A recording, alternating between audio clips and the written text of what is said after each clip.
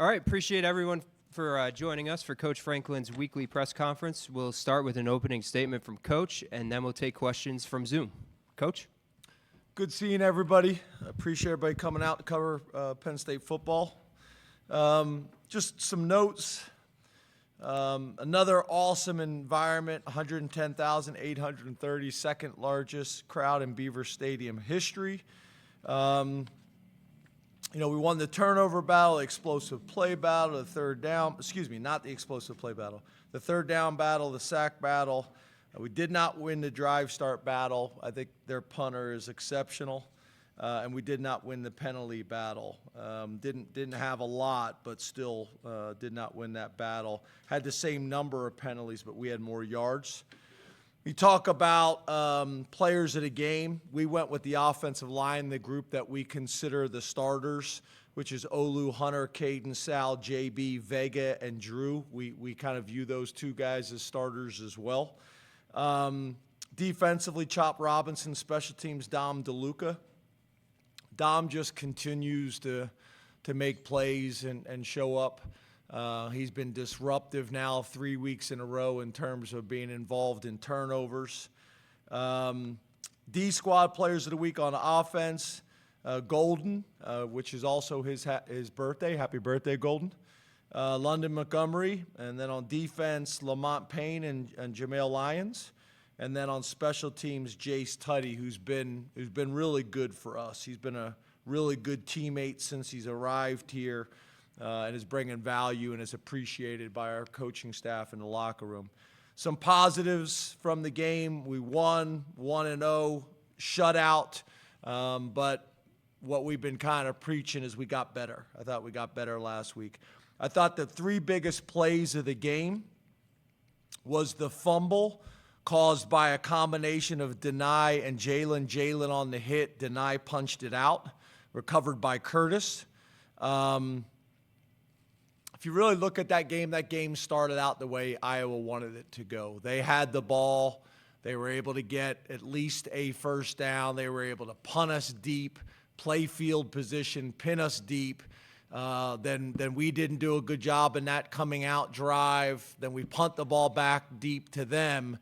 So that turnover was huge in the game, huge, because that game started really the way Iowa wanted it to go. That's their style of game. But that was a huge play. I thought the 4th and 1 from the minus 48-yard line in the beginning of the game was the second biggest play of the game. And then the punt, the rugby-style punt that hit their guy in the head, and we got a turnover there. I thought they were the three biggest plays in the game that really got it going. Kind of an amazing stat. Audrey, please double-check this. But pretty amazing stat. After the shovel pass for the fumble that we just talked about, Penn State ran 80 of the next 96 plays in the game. There was 96 more plays in that game after the fumble, and 80 of them we ran, which is amazing. Of those 16 plays that they ran, went for negative 5 yards.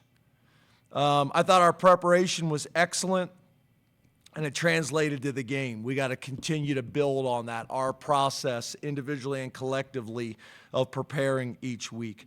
I think our D squads have been excellent. Those guys have been excellent in giving us the looks for our opponents, and I know the team really showed an appreciation for them on Sunday. We are leading the nation in time of possession, in turnover margin, in total defense, and in pass defense, so pretty cool. We're not a big stat team, but I do think the stats sometimes tell a story and kind of reinforce some things that you're doing right and allow you to, also kind of look into some things that you need to do better. Opportunities for growth, opening drive on both offense and defense. And then just continuing to refine our collective and individual preparation. Kind of getting into Northwestern and David Braun. David is serving not only as the head coach, but also the defensive coordinator and doing a nice job. He's got a really good reputation and a really good resume. and doing a nice job. When you talk about Mike Bajakian, who's a guy that we've known of for a long time.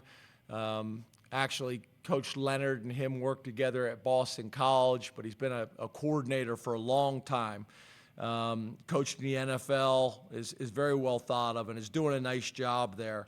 They're a no-huddle offense that really – they can run tempo, but they're more kind of the illusion of tempo, so they can see how you line up and then get to the plays they want to run. They base mainly out of 11 personnel. They want to throw the ball. I think that's where they feel like they have the best chance to be successful, and I do think Ben Bryan, their quarterback, is probably the best pure thrower that we've seen this year. I think he's a 4-time transfer, which is strange. Cincinnati, Eastern Michigan, then back to Cincinnati, and now Northwestern. Also impressed with A.J. Henning, and then obviously their wide receiver number 17, Bryce Kurtz.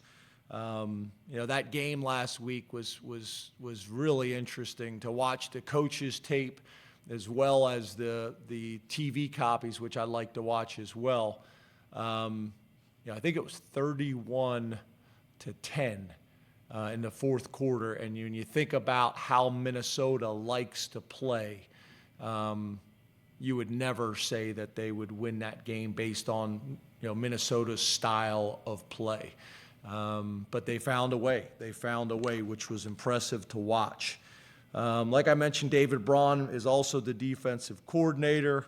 They're generally a 4-down, mixed coverage, quarters-based team, doing a nice job. Linebacker number 34, Xander Mueller, linebacker number 32, Bryce Gallagher, and then their Sam/safety, however you want to look at him, number 24, Rod Hurd. They're guys that kind of jump out to us. And then on special teams, Jeff Jenick, who I've known for a long time. Jeff is a respected long-term special teams coordinator, as well as was the head coach at Eastern Michigan. I'm not sure if I've told you this story or not, but if I have, I apologize. But I want to say maybe I was at James Madison at the time. This was for the Daily Collegian group that's here. You won't remember these days, but this was pre-cell phone. And I remember it was out recruiting I think in the spring. And that was a nightmare, like when you didn't have a cell phone. You didn't know it was a nightmare at the time, but now looking back at it, it was a nightmare. Didn't have a cell phone. So you'd pull over side of the road, your big recruiting book, and you'd kind of swipe through it, and you get the pay phone, drop the quarters in there, and you're trying to call the high school coach. And you have to do that for every school, let them know you're coming. Well, Jeff had a cell phone. And we were kind of in the same recruiting areas, and that was like gold. So I remember I just kind of followed him for the day. I just kind of went to the same schools he did. He called the coaches, let them all know that we were coming. So I'm still appreciative of this to this day of Jeff. But Jeff's a very well thought of special teams coordinator. He's done a nice job. Was the previous head coach at Eastern Michigan. And then they got A.J. Henning, who's a transfer from Michigan, who's done a nice job in the return game for them as well. So open up to questions. All right, we'll go to Donnie Collins and then Rich Garcella. You're on deck.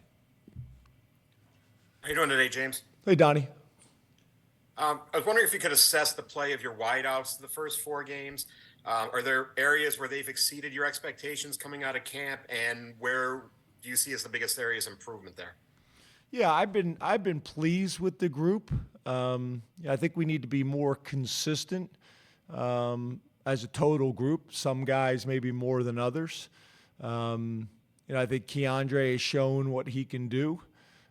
Getting Trey back last week, although I wouldn't even say he was necessarily 100%, but he was cleared and good to go. That was big for us as well. And then we got a group of guys like we've talked about that have shown flashes at times and are doing some good things, but we need that to continue to grow. And there's, like we've talked about, I think still probably the same. We got about 5 guys that we think can play and have shown some good things in games and in practice, but we just need to be more consistent. So overall good, but we got to keep growing and getting better in that area.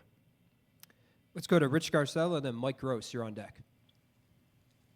Good afternoon, James. How are you? Good. How are you? I'm good. I'm right Are you here. Rich? Are you a coffee guy? I'm a big coffee guy. Black or like ice cream sundae? Black. I'm an ice A little cream. bit of cream. Yeah, I'm an ice cream sundae guy. But I've been doing this fasting. I drink it black. And just like you shake your head about the ice cream sundae, I shake no. my head about the black. I hate the black. It's like punishment. That's what I got right now. It's like Love black punishment. coffee. If it's Really? good coffee. You always yeah. loved it, or you've grown to love it? As I've matured, I've grown to love it. You calling me immature? No, I'm calling myself mature instead of another adjective. Gotcha. Older. Gotcha. Okay. Hey, when you have a team this deep and the talent margin between the first and second teams can be so thin, how do you handle unhappy players that might come with it? And does the competition at each position, does that prevent complacency? Well, a couple things. I think the running back position is a good example of kind of what we're talking about. You know, we really look at probably our two deep as starters. And we've really tried to kind of sell everybody on the fact that we are sharing the reps, which is going to help us in the fourth quarter. Sharing the reps, which is going to help us in a long season, hopefully a very long season. You look at us, I think defensively, I think to this point of the year, I think we have 86 less reps than we had last year at this same point of the season on the defensive side of the ball. And then obviously we've had some games where we've been able to get guys out. So I think guys have just embraced and understood. Oh, and then also, probably 6 less plays a game on each side of the ball.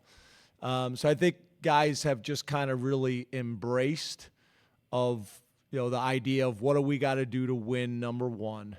And then number two, what do we got to do to keep developing our roster, continue to stay deep, and understand that ultimately it's about what you do with the reps you get. And we've been pretty good there, to be honest with you, in terms of culture and in terms of buy-in to that.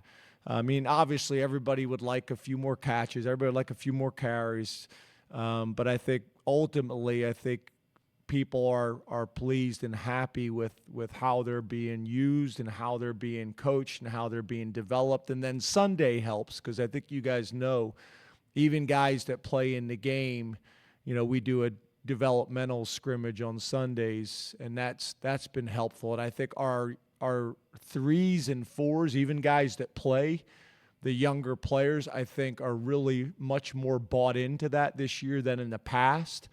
I think we've made them more competitive. I think they've been a little bit more fun. It's pretty cool. The veterans all stay out there and they're cheering them on. It's been really good energy. So I think that helps too. It's not perfect, but for the most part, I think it's been good. Let's go to Mike Gross. Was there another question? Did I answer your whole? The second part of my question was: does the competition prevent complacency? Yeah, I think competition always helps. It helps solve a lot of issues. I think the other thing is, I think when the backup goes in and the starter respects the backup, I think that helps. Same where if you're the backup and you respect the starter, I think those things help. That the locker room usually knows. But yeah, I think that competition in practice, good on good. One of the really cool things that I thought happened on Saturday is after Keandre scored his touchdown on the fade ball, which I thought was a really big-time play, the first guy to meet him coming off the sideline was Kalen King. And Kalen and Keandre's battles at practice are like legendary. And I think that was kind of a really good example and kind of a tip tip the hat of Kalen seeing Keandre be successful, and Keandre saying, well, you're a big part of that success because of how we go against each other every single day at practice. So I thought that was a really cool moment for our players on the sideline to see, and for those two guys to be so supportive of each other, because it's pretty heated at practice sometimes. Let's go to Mike Gross and then Ben Jones. You're on deck. James, how are you? Hey, Mike, black or sweetener and cream? Sweetener and cream. Yeah, I'm not a coffee purist. I'm a coffee guy, but not a purist. I'm with you. Yeah. I wish I was with you. Caramel and that kind of stuff. Yeah. I'm not going that far, but yeah. But basically an ice cream sundae. As much artificial sweetener and cream as possible. Hunter is a big coffee drinker too, and he used to make fun of me because it was like, he's like, is that really coffee or is it just cream?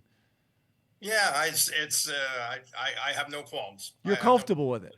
Yeah, exactly. Yeah, me too. Last week, the Ohio State AD testified to Congress that it has become common for recruits to ask for money in exchange for visiting your campus, and the number he gave was $5,000. So the question is, have you had to deal with that? And if so, how have you dealt with it? And if you haven't had to deal with it, how do you think you would deal with it if it came up?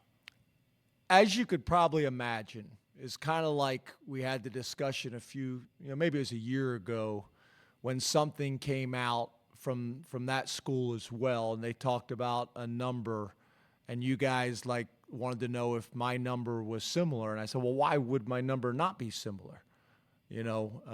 People seem shocked by that.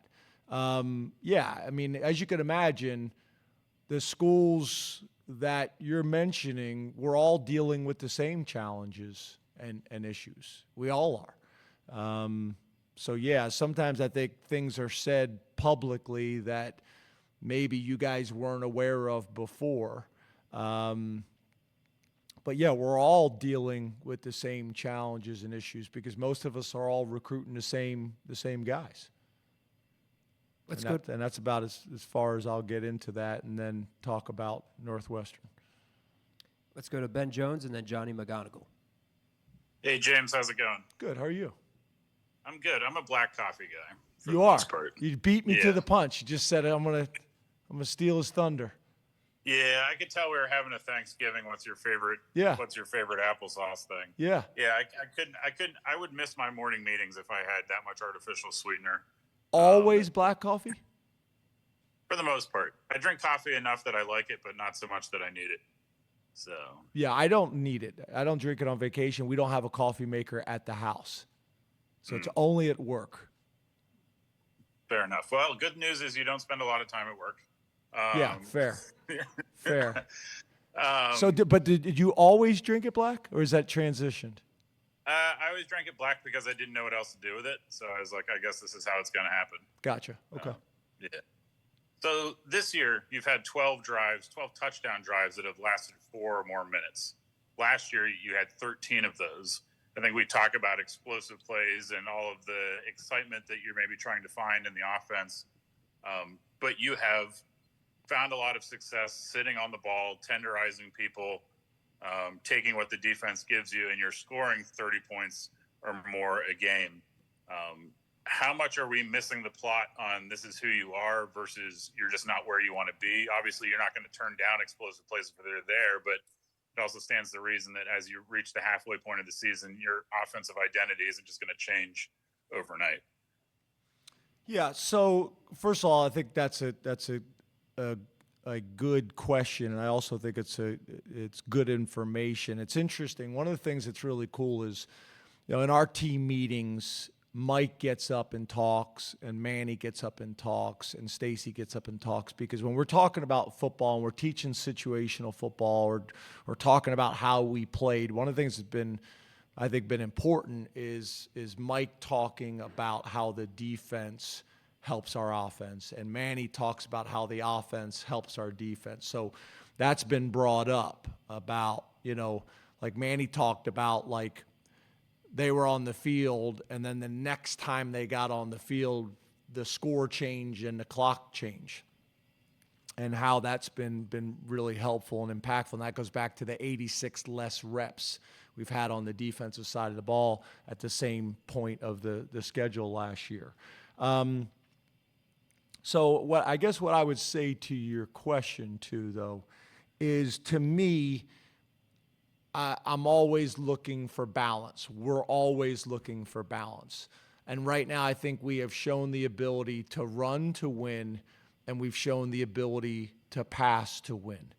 I think we need to be able to show that we can grind it out to win, which we have. But I also think we need to show that we can be explosive to win as well. We've done that at times, but probably not as much as we've grinded it out. But I would also say that also plays a little bit to how people were playing us. If you look at Iowa last week, they were playing soft on the perimeter and were not going to give up the big play. They were not going to let us throw it over their head. You can even go back and watch your tape. A lot of times if people are playing soft on the edge, you may not feel like you can run by them, but you may be able to move you may be able to run a double move, a stutter, to get them to bite from off coverage and then be able to run by. We tried to run a stutter, we weren't able to run by them either. They didn't bite. So I think some of it is how people are defending us in terms of trying to stop our two running backs by overloading the box, but then also playing soft, either like Illinois with a safety at 25 yards deep in the middle of the field in their way of stopping the explosive play, or with soft corners. So for me, back to the initial statement I said about balance, we got to be able to show that we can grind it out or be explosive, run the ball to win, pass the ball to win, and we need to continue to grow and develop in the explosive play area. I will tell you this. In the locker room at halftime, that was a point that I made to the offense, is do not get bored. And when I say the offense, the offensive coaches, do not get bored with grinding this game out, because it is working for us in a style that is going to allow us to beat this Iowa football team. The 4th and 1 conversions, the sequencing of how we're calling the plays, knowing when we're going to go for it on 4th down, like grind it out. It wasn't like we went at halftime and said we need to be more explosive in this game. No, let's not get bored with how it's going. And what was interesting is if you look at our yards per carry in the first half, and then look our yards per carry in the third quarter, and then look at our yards per carry in the fourth quarter, we just kind of kept chipping away at them, and we didn't average a great yards per carry in the first half, but in the third quarter and the fourth quarter, it was excellent. So part of it is kind of sometimes just the style of how you have to play to win the game and to control the game, if that makes sense. We'll go to Johnny McGonigal. Yeah, James. I know you guys are a Dunkin' school, so a suggestion: the cold brew with sweet cold foam, with the cold foam on top, is really good. What is the calories in that? It's only like 80 calories. Oh, yeah. As long as you don't get extra creamer or sugar with it, you don't really need it. Right, but I'm doing this fasting, so it's got to be 0 calories. Like, So I don't. It's 80. It's 80 more than 0. Yeah, Yeah.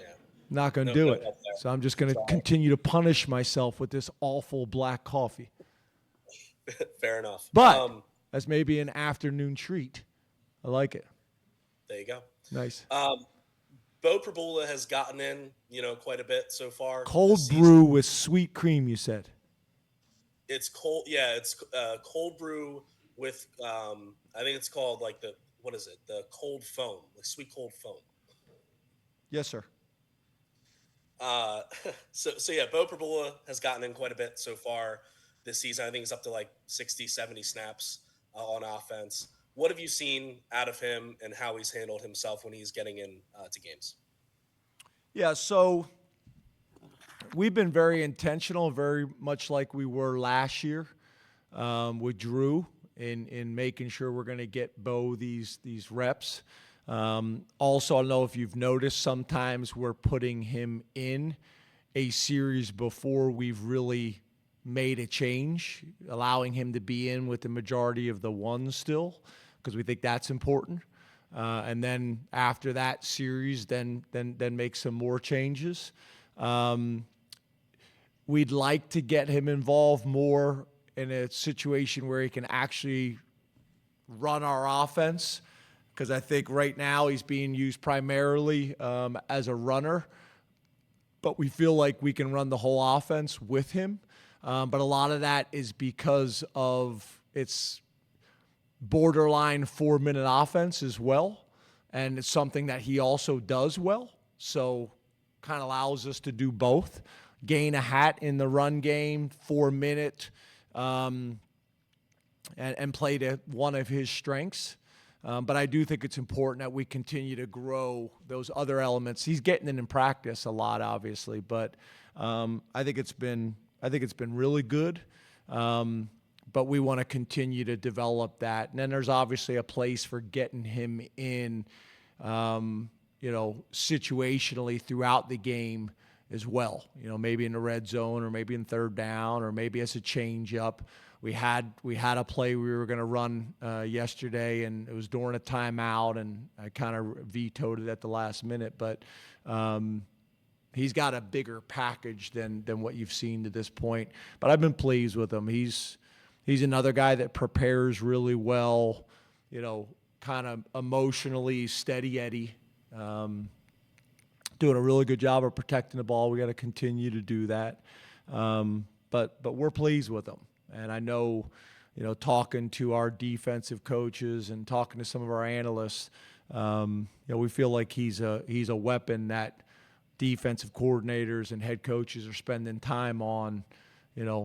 Okay, yeah, he's just being used right now at the end of the game, but you've seen enough of him that everybody knows at some point you're going to have to be prepared for him during regular time. So I think it's been good, and he's been good. All right, for those in the room that have a question, please raise your hand. We'll bring a mic to you. We'll start with Mark. Hey, James, how are you today? Good, how are you? I'm doing great. With respect to special teams, Nope. it skipped a generation with me. My mom drank coffee. My daughter drinks coffee. I don't drink coffee. At all? Not at all. Never have? Nope. Impressive. Do you drink tea? If I'm not feeling well, maybe, but no, I'm not like Red Bull? I'm not like a hot beverage person. Red Bull? No comment on what I drink. Yeah, no comment on. Yeah, love that. In all seriousness, you had a lot of question marks with your special teams coming into the season. Through 4 games, how would you assess the overall performance of those groups? Thanks. Yeah, I think, like we've talked about in a lot of other areas, I think there's been flashes of really good things. I think our units are playing well and are playing fast and are playing aggressive and hard. I think we just need to be a little bit more consistent at the specialist positions in terms of our field goal percentage. I also would say we have gone for it on 4th down as a philosophy coming into the season that could have skewed those numbers with some chip shot field goals that would have helped. Punting, I think you really have to talk about drive start with that, because although we're not, again, crushing the ball, it's difficult for people to get returns on us. I think our kickoffs that's been something I think has been pretty consistent in terms of our philosophy of kicking it out and covering down. So I think good, but we need to take the next step from a consistency standpoint. In the back, Andrew. Hey, Coach. I'm like you, cream, sugar, all the nonsense. Say it again. I'm like you, cream and sugar, all the nonsense. It's the only way to drink it. Cold brew also better. My question's about turnovers. Nice. I know you track shoulda, coulda been turnovers as much as you do real turnovers. When you look back through your numbers, And not just track them, we show it in the team meeting as well. when you look back through it, 0 turnovers through 4 games, is it as impressive when you look at the shoulda, coulda as it is to us when we see the actuals?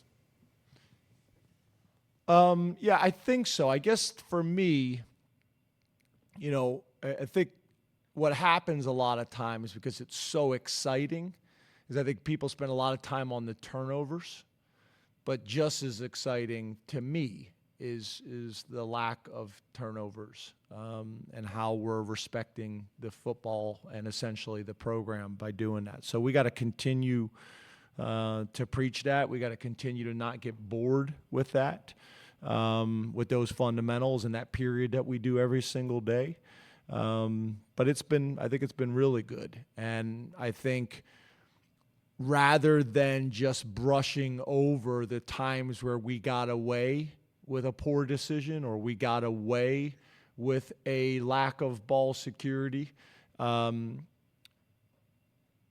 that's where I think you have problems if after wins you don't address the problems. So same as turnovers. Just because we didn't turn it over doesn't mean there wasn't some coaching and teaching that needs to come from it. So that's how we've been addressing it, and so far so good, but we need to keep it up. We need to keep it up. Over here, Mike. Does this stat make sense, or maybe Mike. you can explain it? There's a theme going on here. Peppermint tea. Peppermint tea. So I need more. I don't understand that. Like, It's medicinal. okay. I think I'm the oldest one here. Is there sweetener with it or just the peppermint tea? Just the tea. Is that a little bit, because I struggle with, is that a little bit like the seltzer? You know, what I mean by that is like you got the seltzer that's like it's berry seltzer or whatever seltzer, and it's got a really strong smell. So you get excited that it's going to taste like that, but then it doesn't. So is the peppermint more like the smell, or does it have a strong peppermint taste? Well, it's peppermint, so it tastes like peppermint. Right, but like I associate peppermint with the sugar that usually comes with No, peppermint. it still smells like peppermint, but it's good for the system. Yeah, I know it smells like peppermint. What I'm saying is I associate the sweetener with peppermint. There's no sweetener. No, it's not. Sweet. Okay, sorry. No, but I'm a stat guy, and you are, especially when they're good stats. Drew's 4.5 per attempt, combined with Nick's down over 5 yards per rushing attempt in the first 4 games compared to last year. What does that tell us or tell you? So a couple things. I'm not a good stat guy. I'm a guy that I think the stats that are in the extremes are what you have to be aware and concerned of. So the really good stats, they tell a story. The really bad stats, they tell a story. So for me, with what you're talking about, I mean, the terms of yards per carry, I don't know if I could have addressed that more. I've been asked that question like 1,000. You covered that about the scheme. I think that answers that. Right, but you just asked it. Yeah, well, I'm asking you the two things together. What do they tell us? I guess what I'm saying is I'll get to the other part, but the terms of the yards per carry, we've talked about that, in my opinion, a ton. But in terms of Drew, I think a couple things. I think it goes hand in hand with protecting the football. I think it goes hand in hand with completion percentage. And I think it goes hand in hand that we need to be more explosive. I think it's all those things. We gotta do a better job of being more explosive when the opportunities present themselves. But I also think it tells a story of times where we have called shots and people are playing soft, and he's not holding on to the ball, because it also goes hand in hand with sacks. He's not holding on to the ball waiting for a route to come open. He's working through his progression. He's taking a check down. So that reduces sacks. That keeps us on schedule. That increases completion percentage. And those things equate to wins. Also, it helps with turnovers, because a lot of times the turnovers are pressures because the quarterback's holding the ball too long. So I think it's all those things. But at the end of the day, we also have to be more explosive. So it's just a fine line. It's a fine line. We still want to throw for a high completion percentage. We still want to make sure we're protecting the football. We still want to reduce the sacks because we don't want to take negative yardage plays that get us off schedule. But when the opportunities come for a big play, we got to hit it. The last thing I'll say on it is also the ability to get the ball to people on the perimeter with a cushion, and then our ability to make people miss, because the explosive plays always don't have to be the ball that's spiraling in the air for 40 yards.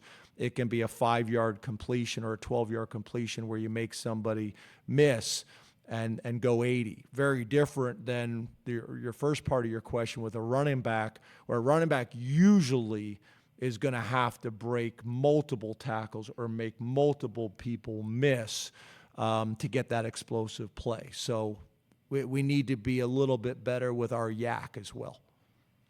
Over here on the left, Jared.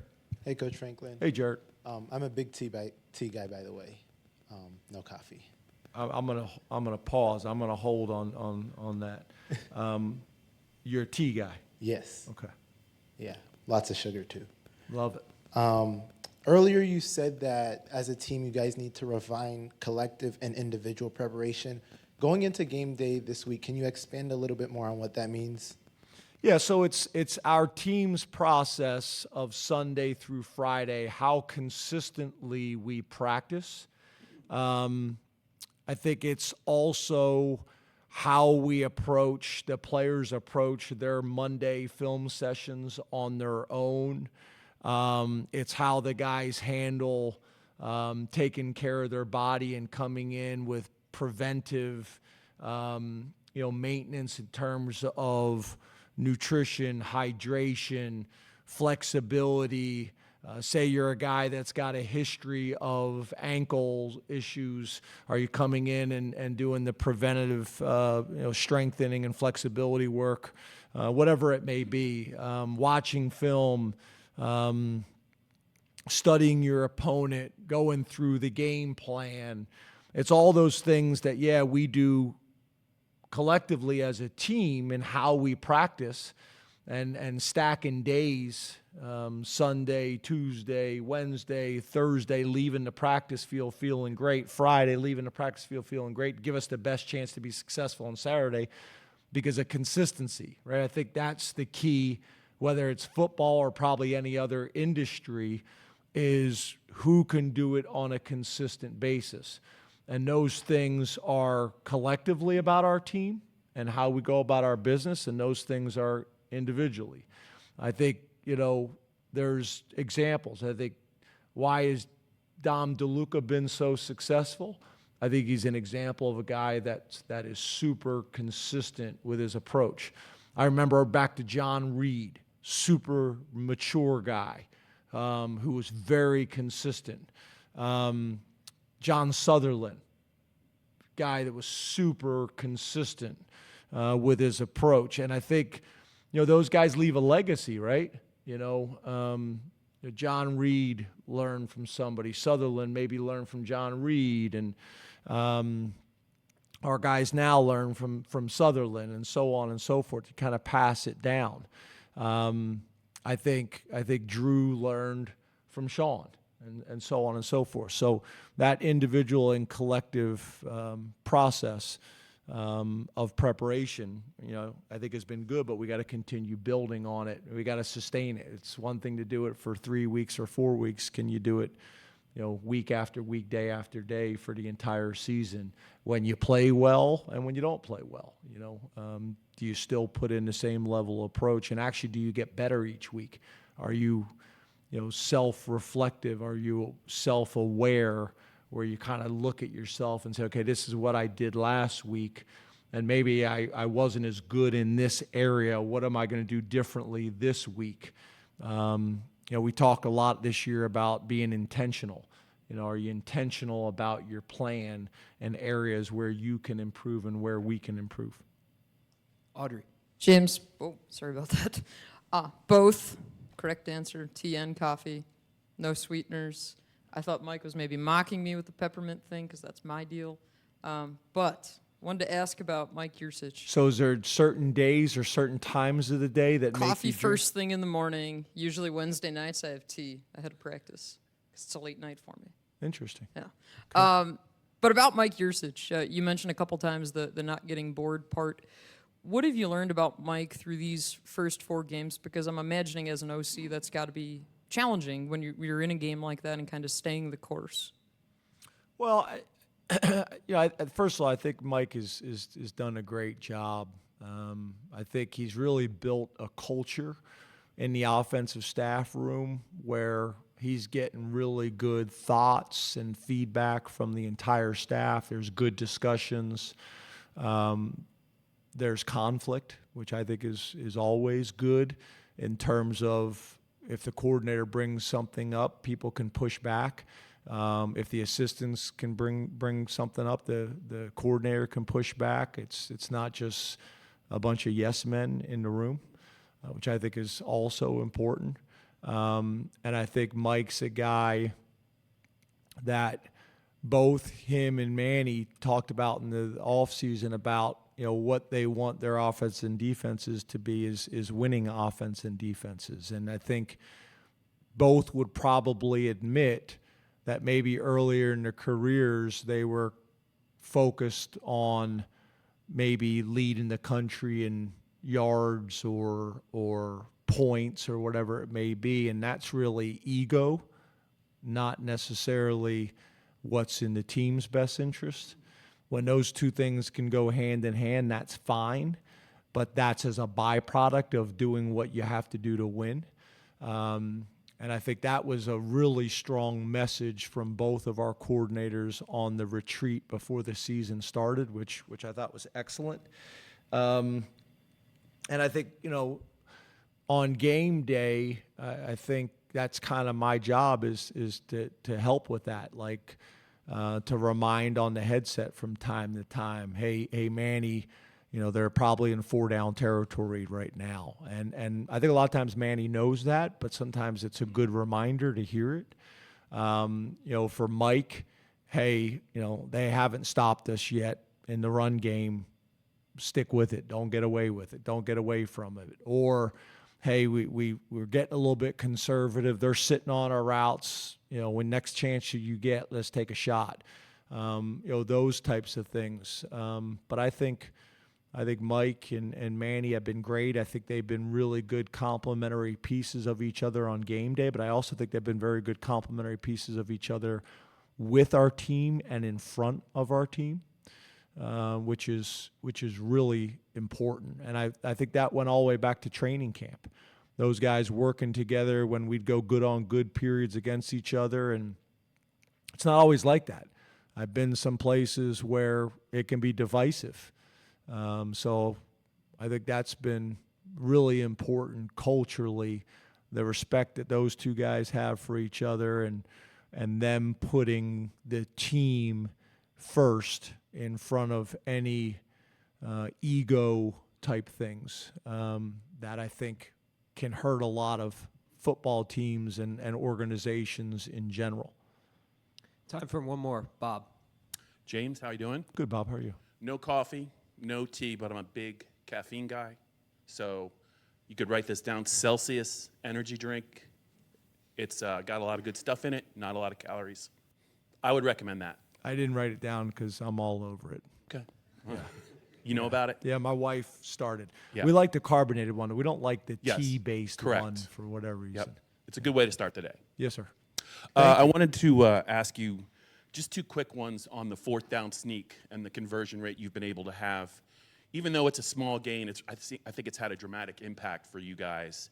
And it looks like you've tweaked your sneak with your 240-pound quarterback. And also, how has it kind of enhanced Tyler Warren's value to this team because of his role on the play, but also, he's a threat as a catcher, a blocker, and he can also run the ball. He's done it in the past.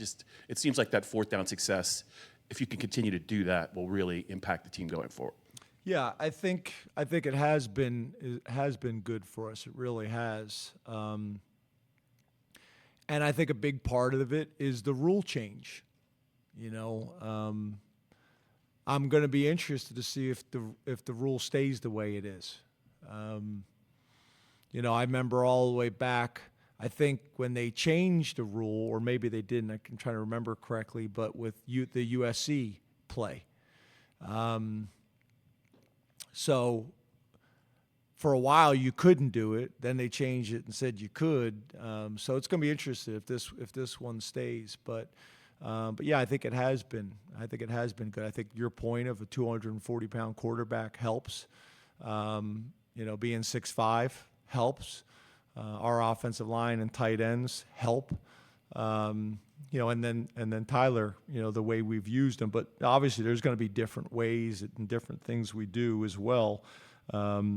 You're not going to run it the same way every single week, and then you're going to have a complement off it too to keep people honest. So I think it's been really good for us. You know, and we'll continue to invest in it, but we got to have the complements off of it as well to keep people honest. Thank you very much, Coach. Thanks, guys.